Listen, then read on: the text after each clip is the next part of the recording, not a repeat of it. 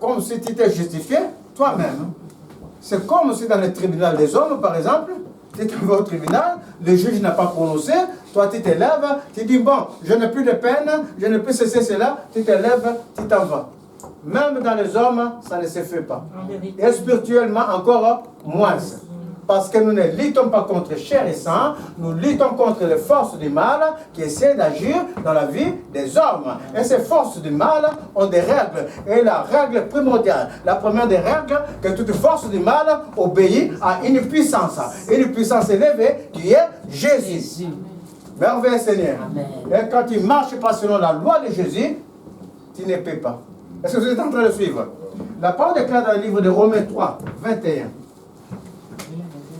Romains 3, verset 21 à 24. Mais maintenant. Oui, mais maintenant. Mais maintenant, sans la foi est manifestée. Sans la loi. Oui, sans la loi est manifestée la justice de Dieu. La justice de Dieu. Arrête-la pour le moment. Arrête la moment pour le moment. Progressivement. Maintenant, sans la loi est manifestée la justice de Dieu. Maintenant, maintenant avec Jésus. Parce que la loi était avant Jésus.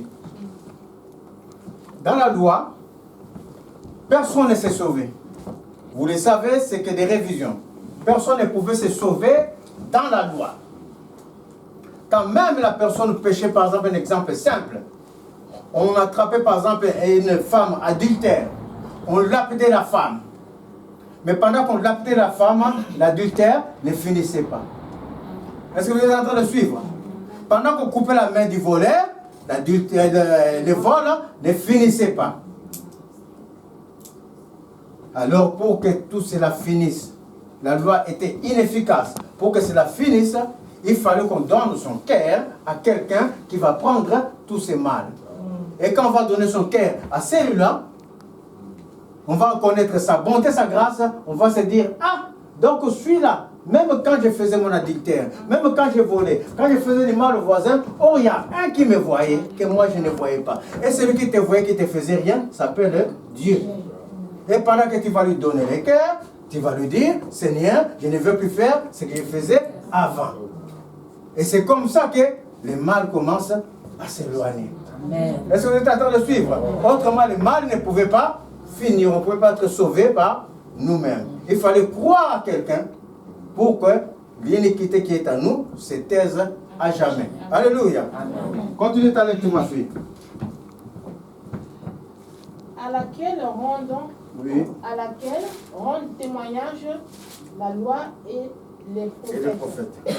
Justice de Dieu par la foi. Justice de Dieu par la foi. Donc ma fille a commencé comme ça. Mais maintenant, sans la loi, et manifester la justice de Dieu. Sans cette loi qui ne soit pas la justice de Dieu, va se manifester. On parle de la justice de Dieu qui va se manifester. À laquelle cette justice rend témoignage, lui-même la loi et les prophètes ont parlé de cette justice. Et ça continue, justice de Dieu par la foi en Jésus-Christ. Pour être proclamé juste par Dieu, pour être rendu juste par Dieu, pour que Dieu te dise que tu n'as plus d'iniquité, pour que Dieu te dise que tu es capable de. Est-ce que vous comprenez? Amen. Pour que Dieu dise que personne ne peut te toucher. Mes chers amis, il faut avoir foi en Jésus. Amen. Pas à une autre personne. La justice de Dieu se manifeste en Jésus. Mais avant toute chose, je vais expliquer ces mots, justification, justice, c'est des mots, des synonymes qui se répètent. La justification, la justice, ça veut dire que Dieu déclare quelqu'un juste. Amen. Ce n'est pas toi qui te proclames juste. Ce n'est pas toi qui te proclames que dans l'œuvre de Dieu, c'est moi qui suis. Est-ce que vous comprenez? Oh, moi je suis avec Dieu, j'irai au paradis. Ce n'est pas toi qui te le proclames. Vous comprenez? Le Saint-Esprit va te le confirmer quand Dieu lui va te proclamer juste. Amen. Ah, mes chers amis, ce n'est pas toi qui vas te proclamer. C'est Jésus qui va te dire que tu es juste par la foi en Jésus. Exemple simple, on y viendra. On continue d'abord notre lecture. Je suis de Dieu par la foi en Jésus-Christ pour tous ceux qui croient. Il n'y a point de distinction, car tous ont péché et sont privés de la gloire de Dieu. Tous dans l'humanité, Dieu nous a enfermés depuis la loi jusqu'à aujourd'hui. Il a tout enfermé dans les péchés. Oh, mystère de science de Dieu. S'il n'avait pas tout enfermé dans les péchés, ça veut dire que tes péchés là, tu ne pourras pas les confesser, tu vas vivre dans tes péchés jusqu'en fin des temps. Ça veut dire que tes efforts que tu vas faire, ça va te suivre et même t'engloutir jusqu'en fin des temps. Parce que les péchés, Dieu n'aime pas les péchés. Alors qu'est-ce qu'il va faire? Il va tout enfermer dans les péchés. Il va oublier les péchés de l'homme. Est-ce que vous comprenez? Il va tout enfermer, il va considérer maintenant tout homme est pécheur. Il ne peut pas venir devant la face de Dieu. À partir du moment qu'il considère tout homme, depuis l'homme ancien, les péchés enfermés au temps ancien, jusqu'au péché actuel, il nous considère toujours comme pécheurs, alors c'est là que Dieu, dans sa science, va faire une chose. Parce que la justice de Dieu se manifeste par la foi en Jésus. Et Jésus va faire une chose. La parole déclare, mes chers amis, dans le livre de Jean 10, 17, Jésus a dit, le Père m'aime parce que ma vie, je la donne de moi-même et je la donne comme j'ai le pouvoir de la reprendre. J'ai le pouvoir de la donner et le pouvoir de la reprendre. Il y a un qui a donné sa vie pour nous. Il y a un qui a donné sa vie pour que son sang, le sang de Dieu qui est dans l'homme, puisse nous laver. Parce que le sang des animaux qui essaient de laver les péchés, la première des choses, c'était nous enlever du péché, nous écarter du péché et nous mettre devant la face de Dieu. C'est ainsi que la parole continue. Car tous sont péchés et sont privés de la gloire de Dieu. Et ils sont gratuitement justifiés par sa grâce, par les moyens de la rédemption qui est en Jésus-Christ. Il a tout considéré dans les péchés, afin que les péchés qui étaient commis auparavant, comme les péchés qui sont commis actuellement, tout se soit justifié en Jésus. Vous me direz peut-être, mais auparavant, les gens sont morts.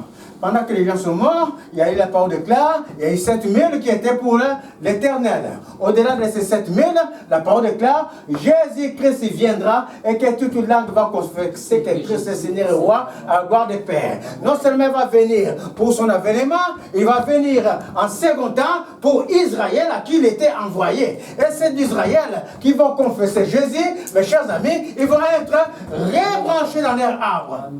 Est-ce que vous comprenez? C'est ça qui est la réalité des choses. Dieu ne les a pas oubliés. Non. Il va les regreffer dans leur arbre, ceux qui vont croire en Jésus. C'est ça que dit cette parole. Mais ce qui est notable, nous sommes tous justifiés gratuitement par sa grâce. La justification est une grâce. Pour que Dieu te déclare juste, c'est une grâce. Ce n'est pas par tes efforts. Ce n'est pas par ta puissance. Ce n'est pas par ton autorité. Il faut me lire 1 Corinthiens 30, ma fille, à partir du 26. 1 Corinthiens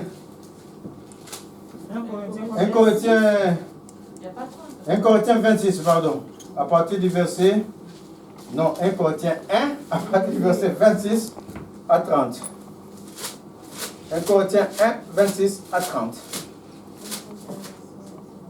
Considérez, frères, que parmi vous, appelés, considérez, frères, que parmi nous qui nous sommes appelés devant Jésus, par sa grâce, il n'y a ni beaucoup de sages, il n'y a ni beaucoup de sages, selon la chair, ni beaucoup de sages, doucement ma fille. Parmi nous qui sommes appelés, si je nous regarde, si je nous entends, dans des histoires, dans des problèmes, dans des situations de vie, beaucoup d'entre nous parmi nous manquent de sagesse. Dans cette vie même, parce qu'on parle selon la chair. On ne parle même pas encore selon Dieu. Parce que selon Dieu, c'est une autre étape. Il faut avoir la sagesse du Saint-Esprit. Mais selon même la chair, là, il y a parmi nous là qui sommes là, il n'y a pas de sages. Alléluia. Amen. Et la parole continue. beaucoup de puissance. Ni beaucoup de puissance. Dans ce monde, est-ce que vous êtes puissant? Non. Est-ce que vous êtes connu en France là même? Non. Non. Si vous êtes connu en France, votre carte d'identité, comme citoyen français. Mais en puissance d'homme, est-ce que vous êtes connu? Non. Même pendant votre zone là, tu n'es pas influent. Comme disent certains, que nous ne sommes pas influents, mais nos armes que nous utilisons, nous combattons par la puissance du Saint-Esprit. Alléluia.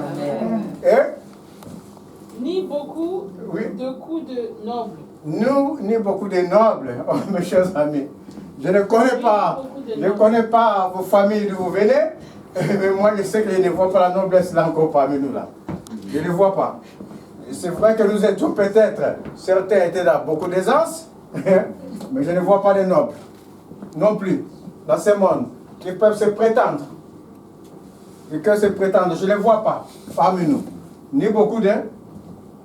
Mais Dieu a choisi les choses folles. Mais ça se finit sur le noble, ça finit sur le noble. Oui, voilà. Mais Dieu a choisi. Mais Dieu a choisi. Écoutez maintenant notre part dans Dieu. Écoutez maintenant nous qui croyons en Dieu, ce que nous sommes réellement. Dieu a choisi les choses folles. Nous qui sommes folles, c'est-à-dire inintelligents. Nous qui sommes, continue. Pour confondre les sages. Pour confondre ceux qui se croient sages.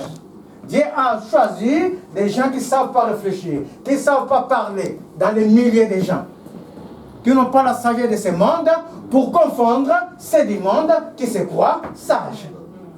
Dieu a choisi les choses faibles. Dieu nous a choisi dans notre faiblesse, les choses faibles, dans notre faiblesse de caractère, de comportement. Quand même on t'a taquiné, toi dans ta faiblesse, tu te dis, ah, c'est pas grave. Pour la gloire de Dieu, je laisse. Est-ce que tu vois notre faiblesse? Va taquiner les gens du monde, va les insulter, tu vas voir la bagarre qui va suivre. Mais toi, que tu fais des insultes dans la rue ou dans les bus, là, pour la gloire de Dieu, je ne me battrai pas, messieurs. Merci, messieurs, tu passes ton chemin. Il a choisi les choses faibles pour confondre ceux qui se croient forts. Et Dieu a choisi les choses viles. Des choses viles. Et celles qu'on méprise. Des choses viles qu'on ne considère pas. Dans les yeux des hommes, quand on te voit comme ça, on ne te considère pas. D'où tu viens, d'où tu sors. Même toi qui parles de Dieu, tu sors d'où? Dieu a choisi les choses viles. Pour confondre ceux qui? Celles qui ne sont point. Non, Dieu a choisi les choses viles pour confondre. Dieu a choisi les choses viles et celles qu'on méprise. Celles qu'on méprise. Celles qui ne sont point. Celles qui ne sont point. Pour réduire à néant. Pour réduire à néant. Hein? Celles qui? Ceux qui sont. Qui sont. Je vais lire dans ma Bible parce que je ne comprends pas bien votre français là. Je ne comprends pas bien. Et Dieu a choisi les choses viles du monde. Et celles qu'on méprise. Celles qui ne sont point. Pour réduire à néant celles qui sont. Ah, mes chers amis.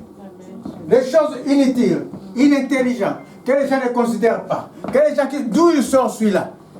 Mais c'est lui que Dieu a choisi pour confondre ce qui croient être. Oh, merveilleux Seigneur. Dites avec moi, merveilleux Seigneur. Merveilleux Seigneur. Merveilleux Seigneur. Merveilleux Seigneur. Car nous étions rien. Et nous sommes rien. Mais en Jésus, nous sommes quelque chose. Oh, merveilleux Seigneur. Merveilleux Seigneur. Nous sommes quelque chose. Ça, c'est une grâce. Et la parole continue. Or, afin que personne ne se glorifie devant Dieu. Parce que si le Seigneur laisse cet orgueil-là venir faire son orgueil devant celui qui est humble, qui est simple, tout le temps, cet orgueil-là va se glorifier, croyant que c'est lui qui fait sa vie. Mais quand Dieu va réduire cet orgueil-là à néant, parce qu'elle va venir voir ce monsieur-là qui n'est rien, cette femme-là qui n'est rien, mais cette femme-là qui a la sagesse de Jésus, quand elle va commencer à lui parler, cet orgueil-là, malgré sa science, malgré sa connaissance, malgré ses connaissances du monde, il va se sentir nu. Est-ce que vous comprenez? Alors il ne pourra plus se glorifier. Afin que personne ne se glorifie. Quand il veut te glorifier, il faut te glorifier en Christ. Oh, merveilleux Seigneur. Glorifie-toi en Jésus. C'est lui qui est la force de l'homme. C'est lui qui, par le plan de rédemption, par sa grâce, gratuitement, a appelé, a choisi, a placé, et le plus important, avant d'être placé dans les affaires du monde, avant d'être élevé, le plus important, la vie que nous respirons. Le plus important, le souffle de vie que nous avons. Parce que souvent, quand nous sommes en train de nous battre, nous nous battons pour la vision de ce qui est chair et sang. Nous oublions quelque chose d'important, qui est notre âme. Tu peux tout avoir dans le monde, tout acquérir. Il y en a des gens qui ont tout dans la vie, mais leur âme est dans les tourments. Ils ne sont jamais en paix. Alors, c'est préférable d'avoir la paix en Dieu ou d'avoir tout l'or du monde. Dites-le-moi franchement. Vaut mieux que j'ai la paix en Dieu, parce que la paix en Dieu, c'est la paix qu'il donne dans toutes les circonstances. Ça veut dire que si j'ai la paix de l'âme, de mon âme n'est plus dans le tourment, je suis à même de marcher pour toutes choses, toutes les circonstances, quand même j'aurai des obstacles, mon âme étant en paix, je vais savoir que dans cet obstacle, mon Rédempteur va se lever et se lèvera toujours. Oh, merveille Seigneur. Est-ce que vous êtes en train de suivre? Mais tant que ton âme sera dans le tourment, mes chers amis, t'as beau suivre Jésus pour les choses du monde, t'as beau suivre Jésus pour les m'as-tu vu, ça ne pourra pas. Ta vie sera toujours une vie bancale. La paix véritable vient de Dieu. Une paix qui surpasse, dit la parole, toutes les circonstances de la vie. Je vous donne ma paix, dit le Seigneur, ce n'est pas comme ce que le monde donne. Ma paix, dit le Seigneur, c'est pour toutes les circonstances de ta vie. Quoi qu'il arrive, tu sauras que moi, je suis là. Parce que par sa justification, le Seigneur a dit dans sa parole dans le livre de Romains 8, qui peut me séparer de l'amour de Dieu qui m'a justifié? Qui peut me séparer de l'amour de Dieu manifesté en Christ? Ni la vie, ni la mort. La mort que tu crains, ça ne peut pas te séparer de Christ. Et si tu es en Christ, ton âme vivra. La mort et la vie que tu es en train de craindre actuellement, dans des choses où tu es tourmenté, tu ne seras plus craintif par rapport à ça. Parce que l'amour de Jésus va te séparer. Qui peut me séparer de l'amour de Jésus, dit la parole? Ni la vie, ni la mort, ni les dominations, ni les autorités, ni les situations, ni quoi que ce soit. Personne ne peut t'arracher de l'amour de Dieu manifesté en Christ. Alléluia. Voici pourquoi la parole dit, la parole est claire. L'homme n'est sauvé que par la foi en Jésus. Oh, Jésus le maître, Jésus le roi. Oh, j'ai hâte que le Seigneur arrive. Et il y a cette de penser mes pensées comme ça.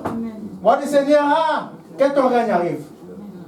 J'étais en train de prier en même temps, je suis sorti de la prière Seigneur. Peu importe, que ton règne arrive. Que ton règne arrive, Seigneur. Que ton règne arrive. Mais le Saint-Esprit lui dit, avant que le règne du Seigneur arrive, toute langue, toute tribu, toute personne incrédule, toute personne qui ne croit pas en Jésus, toute personne qui croit faire sa force, saura que Jésus est Seigneur. Merveilleux Seigneur. C'est lui qui est l'alpha, il est l'oméga. Il est le commencement, il est la fin. C'est lui qui a commencé avec nous, avec le monde, c'est lui qui finira avec le monde. Au milieu, tu peux mettre tes costumes, tu peux avoir des avions, tu peux avoir des grandes, quoi, je ne sais pas moi, communautés. Mes chers amis, c'est Jésus qui est le premier, qui est le dernier. Merveilleux Seigneur. Gloire à Dieu. Je disais donc, c'est notre âme qui est en jeu. Dieu a justifié des gens. On le verra plus tard. Je vais d'abord travailler l'âme par rapport à la lecture qu'Anthony a lu tout à l'heure. Vous verrez que dans la justification, on cherche les choses du monde, mais il y a aimé ce qui est parti, qui a tout fait dans la vie. jusqu'à ce que les messieurs-là étaient des malfaiteurs. Donc quand tu es malfaiteur, tu sais, quelquefois les malfaiteurs ils ont des sous. Hein? Je ne vais pas nommer les gens sur internet de trucs ou dire des trucs, mais quand ils vendent des trucs là, ils ont des sous par exemple. Voilà, donc les malfaiteurs ont leur vie, je vais dire. Et puis malfaiteurs, ce n'est pas seulement les gens qui... Voilà, il y a tout ce qui est contre Dieu, c'est des malfaçons, c'est des malfaiteurs. D'accord? Donc les malfaiteurs ont leur vie, il a son aisance, il a fait sa vie. Quand tu es malfaiteur, c'est-à-dire malfaiteur par exemple que tu, c'est considéré comme Dieu qui ôte la vie de l'autre. Par exemple, tu te considères dans toute ta force. Personne ne peut t'arrêter. Mais un jour, mes chers amis, la mort va arrêter ce monsieur. Il va rencontrer la mort. Même quand il était sur la croix, ça ne lui disait rien. Il a dit, on va me mettre la croix, mais j'ai vécu ma vie. Hein. Mais à un moment donné, puisque l'autre l'a manifesté qui est à gauche de Jésus, pour lui, ça ne disait rien. Mais celui qui est à la droite, ça commençait à titiller son cœur. Il dit, oui, mais là on va mourir, on a fait tout ce qu'il y a à faire. Mais pendant qu'on a fait tout ce qu'il y a à faire, il s'agit maintenant de notre âme. Donc ça l'a éclairé un coup. Et l'affaire commence à changer. Il faut me relire cette lecture, on va bien l'expliquer. On va l'expliquer mot à mot. Luc 23, verset 39. Il dit, mais l'affaire a changé de camp.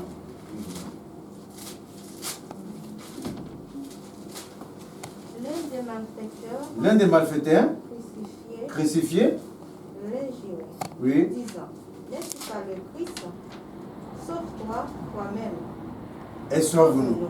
Voici l'un des malfaiteurs qui est à la gauche de Jésus. Mais toi, tu disais pas que tu étais Dieu. Eh bien, sauve-toi maintenant toi-même. Et puis sauve-nous, essaye. Donc, c'est une moquerie. Donc, il est toujours dans sa vie qu'il a passé comme Seigneur, ôter la vie des autres, comme truc. Il est toujours dans ça. Il n'a pas de remords ni rien. Oh, quand on dit Dieu existe, Dieu pour lui, tu n'es pas, si tu es Dieu, sauve-toi. Tu vois, non? Et on va vivre, ah, mais si je vis après la mort, ben, je m'en fous. Parce que moi, j'ai vécu ma vie, j'ai fait ma vie.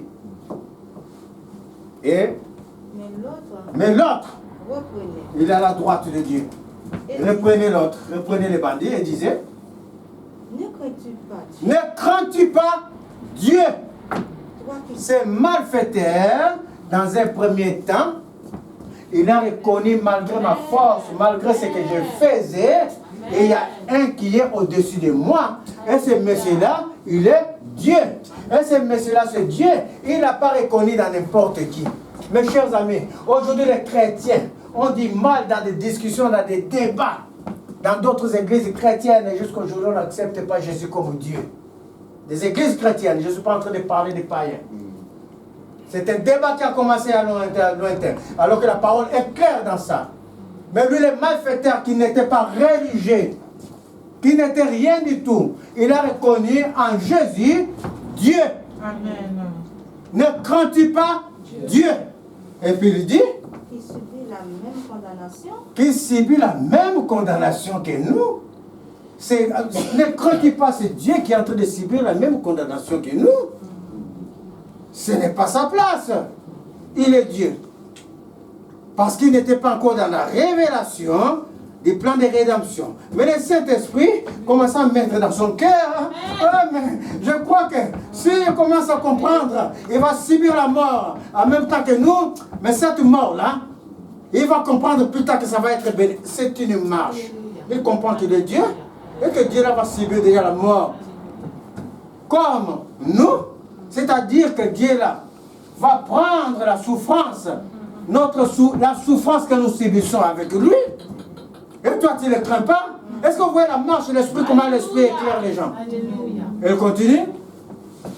Pour nous, c'est justice. Pour nous, c'est justice. Quand nous recevons ce qu'on mérite.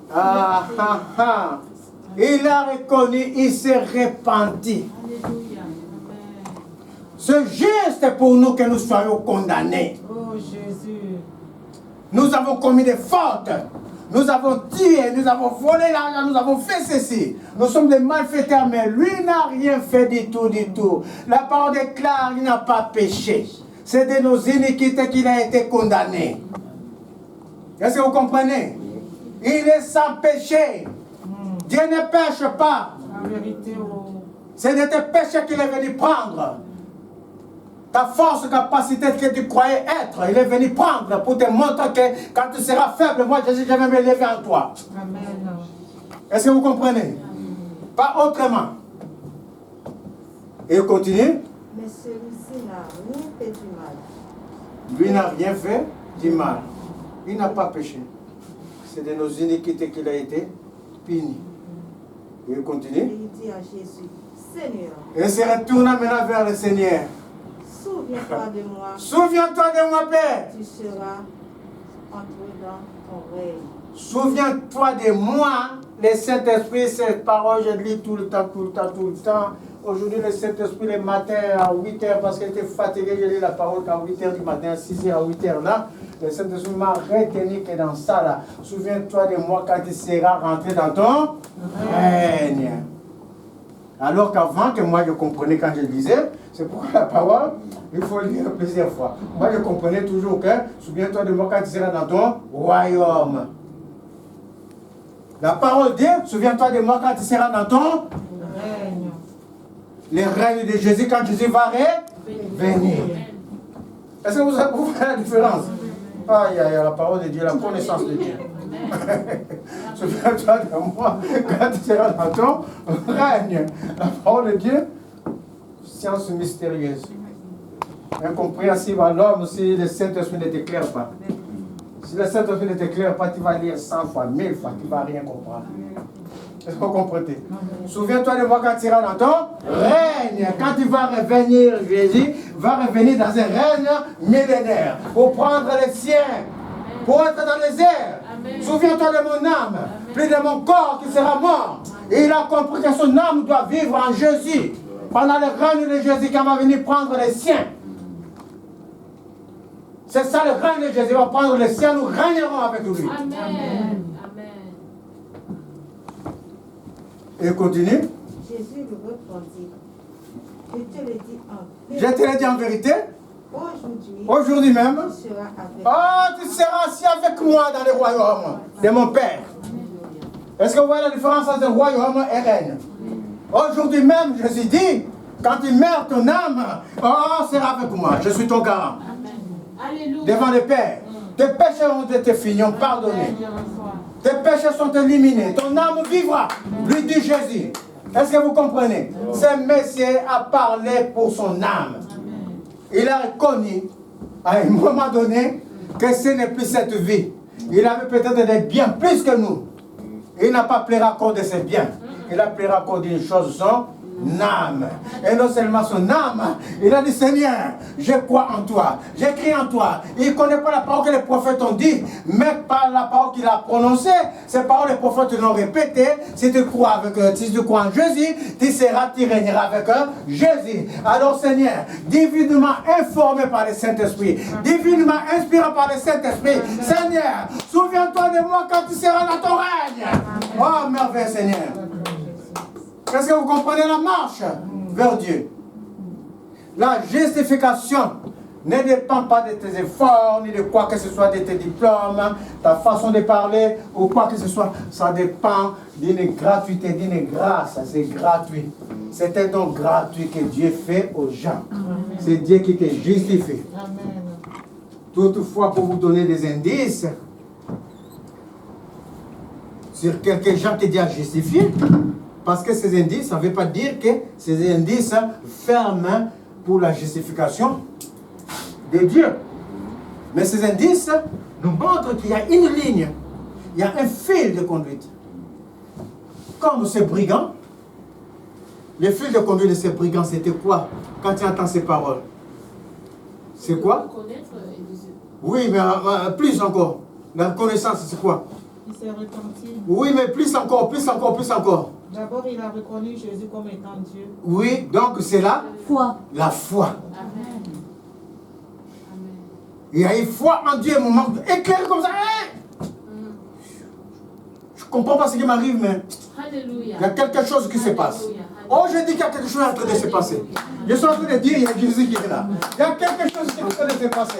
Ouvre ton cœur. Je suis en train de dire, il y a quelque chose qui est en train de se passer là où nous sommes. Quelque chose est en train de se passer. Merveille, Seigneur. Quelque chose est en train de se passer. Quelque chose est en train de se passer. C'est la foi. Il faut m'ouvrir le livre de Genèse 6. On va lire la vie de Genèse 6, 9. Pour avoir des indices. Dans la vie de certains qui ont été déclarés justes devant Dieu. Que dit le livre de Genèse 6, 9?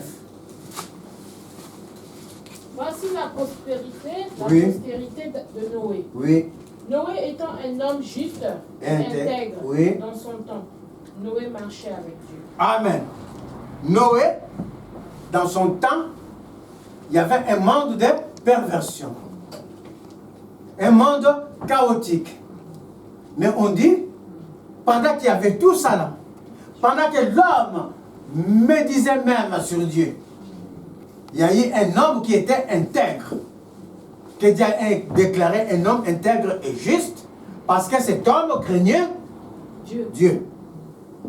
Dans le monde chaotique, dans des situations compliquées, il y a un homme qui vivait pas selon la loi de ces hommes, mais selon la loi d'un Dieu. Parce qu'il avait foi à ce Dieu. Il avait foi que ce Dieu-là va faire quelque chose. Et cet homme, dans toute sa vie, avait la crainte de Dieu. Donc il y a la foi et il y a sa crainte. Et Dieu lui a fait justice. Il a sauvé parmi tant d'autres qui sont morts. Il n'a sauvé que 6 personnes. On va dans le livre de Romains 11. Romains 11, 4. Qu'est-ce que Romains 11, 4? Il y a un autre qui m'ouvre Job. Hein? Qu'est-ce que dit le livre de... Non, pas le livre plutôt des Hébreux. 11, 4. 11, 4, puis l'autre ouvre Job.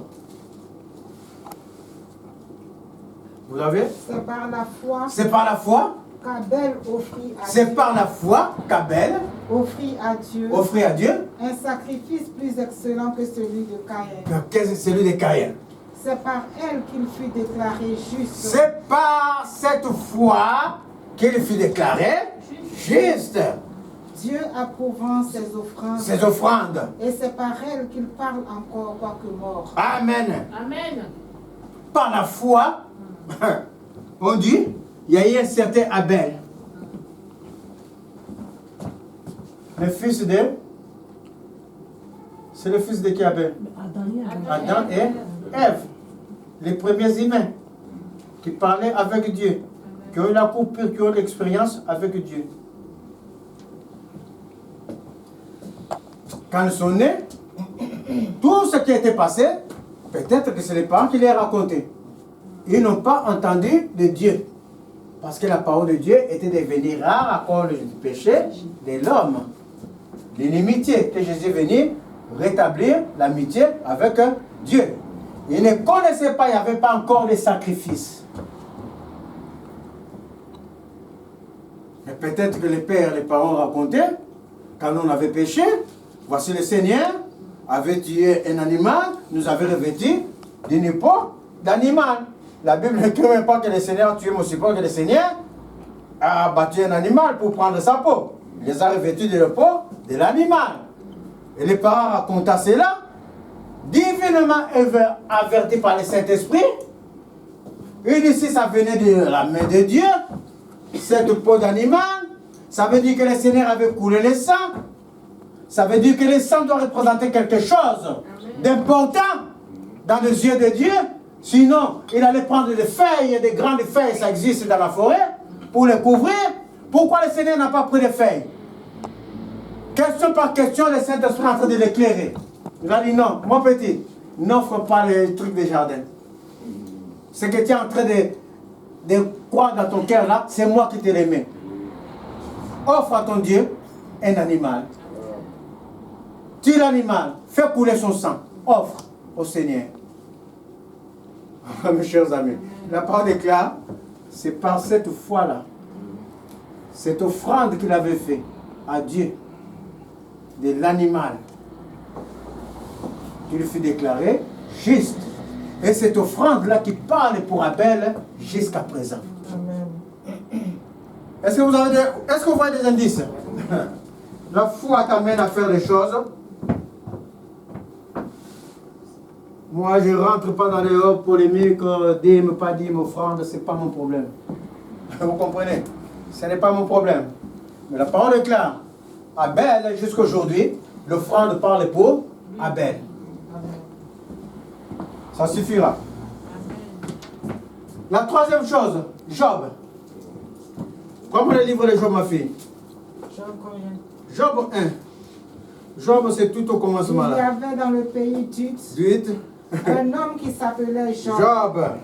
Et cet homme était intègre et droit. Et droit. Il craignait Dieu. Il craignait Dieu. Et se détournait du Et mal. se détournait du mal. Oui, ça finit là. Et voilà, arrête là. Cet homme craignait Dieu et se détournait du mal. Le troisième que Dieu a déclaré juste, c'est un homme qui craignait Dieu dans son époque et se détournait du mal. À tel point que les yeux de Satan, parce que Satan n'a rien à faire avec ceux du monde. Avec ceux qui ne craignent pas Dieu, Satan n'a rien à faire. Est-ce que vous comprenez? Parce que si la personne tue déjà, si la personne vole déjà, si la personne fait déjà du mal, ça veut dire que d'office la personne est pour Satan. Pourquoi Satan va le tourmenter? Donc Satan, ses yeux vont se tourner sur ceux qui craignent Dieu. Mais la conduite de Job était tellement exemplaire parce que c'est tout un peuple. Jusqu'à ce que les enfants d'Israël ont mis ça dans leur histoire. Parce que c'est des choses vraies qui se sont passées. Job, il est contemporain d'Abraham. C'est Job-là que vous voyez. Ça ne s'est pas passé plus tard là-bas comme la Bible. Il est contemporain de la période d'Abraham. Pendant que les choses étaient chaotiques après la vie d'Abraham. Voici Aïe dans un coin, un Job qui avait la crainte de Dieu. Dans une société malfaisante. Et pendant qu'il avait cette crainte, ça attirait les regards de Satan sur lui. Il a dit, mais c'est pas possible. Mais il est carré dans tous les points. Ça ne peut pas être. Permets-moi que je l'attaque. Mais quand tu crois en Dieu, quand tu es ferme en Dieu, quand tu as foi en Jésus, oh mes chers amis, quand la parole dit que quand je suis en Jésus, ni la mort ni la vie, ce n'est pas des paroles en l'air. Il faut arriver à ce niveau-là. Quand tu vas arriver à ce niveau-là, mes chers amis, tu es dans une maison, ça pète, incendie. On te voit sortir comme ça, indemne. Les vêtements, ni brûlés, ni rien, ni l'odeur de fumée. Oh, l'avion coule. Pendant que l'avion coule, quand tu es sur l'aile de l'avion, tu attends les secours qui te prennent. Amen. Ils te prennent. Tu comprends? Merveilleux Seigneur. Il faut expérimenter par la foi. N'expérimente pas comme ça, oh, tombe sur l'étage là. Des étages, c'est pas ça le Seigneur te dit. On ne tente pas Dieu. Quand parfois, tu dis quand je vais tomber aujourd'hui, je vais sauter. Ça veut dire que tu es en train de tenter Dieu. Vous comprenez? Expérimente par la foi. La foi, c'est quelque chose qui marche avec toi. Amen. La foi, c'est ton compagnon de tous les jours. Est-ce que tu comprends? Que tu pries pas. Tant que tu as aimé le Seigneur. Il y a des jours, mes chers amis, je reste une semaine, ils vont me dire, mais toi, tu ne pries pas devant la face du Seigneur. Mais moi, je dis, est-ce que tu connais mes relations avec le Seigneur? Parce que quand moi, je rentre dans cette porte, quand je ouvre cette porte, je suis en train de chanter. Avant que j'arrive là, mes larmes sont en train de couler, mon âme pleure. Est-ce que vous comprenez? Et cette foi-là qui est en moi, quand je marche avec cette foi-là, mes chers amis, oh, les chiens n'ont qu'à attaquer. Oh, tu comprends? Mes chers amis, les chacals, leurs bouches sont fermées. C'est ça la foi, au nom de Jésus. Merveilleux Seigneur. Ni la mort, ni la vie, ni les dominations, ni les situations Sinon, les apôtres Paul, sinon ils ont parlé en vain. Vous croyez qu'ils ont parlé en vain? Non. Ils ont vécu des choses, mes chers amis. Ils ont vu le Seigneur debout. Les apôtres qui étaient considérés des hommes de rien, quand les apôtres se levaient pour parler, ils étaient reconnus comme ceux appartenant à Christ, étant avec Christ. Et leur ombre, mes chers amis, guérissait les malades. Les malades que le monde ne pouvait pas guérir. Leur ombre délivrait les malades. Il te donne l'autorité. C'est ça le Seigneur. Où en était, je pourrais venir à notre histoire. Job. Donc Job, mes chers amis, plie à Dieu par sa conduite.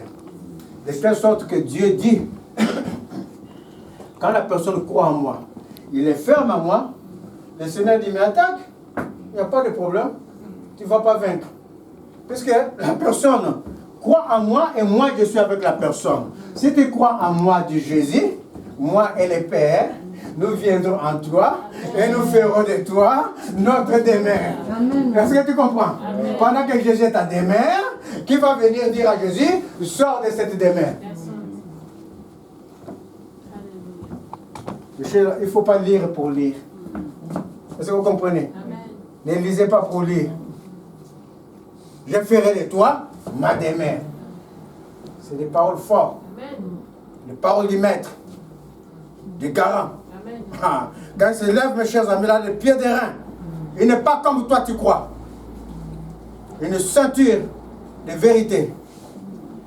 Ses yeux, tu ne peux pas regarder ses yeux. Tu ne peux pas. Vous n'avez jamais vu, hein? Tu ne peux pas. Ce que nous voyons, c'est image sur image, image de miroir sur image, image, image. Le si Dieu te montre la réalité comme ça, tu vas faire pipi. Sur toi. Ça, c'est la réalité. Quand les apôtres, j'ai vu comme ça, pied de rein, toute gloire devant lui. L'apôtre s'est mis à genoux, là, un écran répété. Lève-toi, lève-toi, lève-toi, mon petit. L'écran, je permets que tu vois un peu ma gloire. Une partie de ma gloire. Quand tu crois au Seigneur, à ce Dieu puissant, à ce Dieu élevé, ce Dieu ne va pas te renier. La parole est claire si tu me proclames dans les obstacles, tu me proclames parmi les hommes. Si tu parles de moi, moi aussi, je témoignerai de toi devant mes anges. Je témoignerai de toi quand il y aura des obstacles. Je témoignerai de toi quand les gens vont vouloir te faire du mal. Alléluia. C'est ça qui est la réalité de la parole. Alors Dieu dit, attaque, c'est mon homme. Et les chiens sont venus comme ça. Les serviteurs étaient par terre. Et 2 secondes après, les serviteurs s'est levé au nom de Jésus. Dieu a protégé. C'était Job ça. Est-ce que vous comprenez? Amen. Attaque Job. Elle commence même à se gratter avec des tissons. Les enfants sont morts. Parce que pourquoi les enfants sont morts, ça c'est une autre histoire. Mais juste pour vous brosser, parce que Dieu ne permet pas que les familles soient décimées, que les enfants meurent. Non. Mais la parole déclare quand les enfants de Job allaient festoyer, ils ne priaient pas. C'est les papas qui priaient, gardez mes enfants. Et on ne sait pas ce qu'ils faisaient là-bas. Avec les garçons, avec les sœurs, avec les autres personnes. Donc ça c'est une autre parenthèse. Tout ça c'est parti, tout est bien parti. Mais Job dit, je ne maudirai jamais Jésus qui est mon Dieu. Voici les indices. Alors parmi ces indices, nous allons chercher nous. Si nous avons tous ces indices-là qui déclarent l'homme juste, qui permet à Dieu de jeter un regard favorable. Il y a les indices de la foi ferme qui manifestent la crainte de Dieu en tout temps, en toutes circonstances. Quand il n'a pas cette crainte dans la société, tu vas te croire plus élevé que les autres. Mais la parole déclare dans le livre de 1 Pierre, qu'on va lire, qu'on va finir là. 1 Pierre 2, versets 23 à 25. 1 Pierre 2, 23 à 25, on va finir là. Après, chacun cherchera ses indices. 1 Pierre 2, moi je suis, 23-25, il dit, lui qui injuriait ne rendait point. Ça commence même plus loin dans 21.